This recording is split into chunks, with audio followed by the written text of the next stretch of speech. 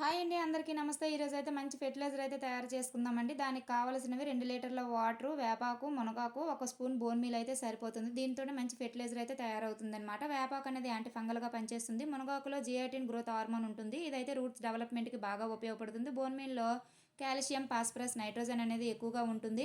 Phosphorus అందించడంలో bone meal అనేది బాగా హెల్ప్ చేస్తుంది. ఈ మూడింటిని బాగా కలుపుకొని నీడ ఉన్న ప్రదేశంలో పెట్టాలన్నమాట. కప్పుని టైట్‌గా కాకుండా లూజ్‌గా పెట్టుకొని నీడ ఉన్న ప్రదేశంలో పెట్టుకుంటే 7 డేస్ అయితే ఫెర్మెంటేషన్ చేయాలి. 7 డేస్ ఫెర్మెంటేషన్ అయిన తర్వాత లిక్విడ్ అయితే ఈ విధంగా ఉంటుంది.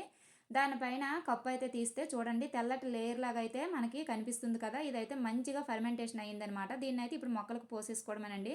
ఎంత రేషియోలో మొక్కలకు ఇవ్వాలంటే 1:5 రేషియోలో ఇవ్వాలనమాట. ఒక వంతు ఫెర్టిలైజర్ అయితే 5 వంతుల వాటర్ అనేది తీసుకొని ఆ వాటర్‌లో ఈ లిక్విడ్ అనేది డైల్యూట్ చేసి మొక్క మొదట్లో పోసుకోవాలి. మొక్కలపై స్ప్రే చేసుకోవాలి. ఇది ఇవాల్టి వీడియో. ఈ వీడియో కనుక మీకు నచ్చినట్లయితే ప్లీజ్ లైక్ చేయండి. Please subscribe my channel. ఇలాంటి మంచి వీడియోస్ కోసం మన ఛానల్‌ని ఫాలో అవుతూ ఉండండి. Bye friends.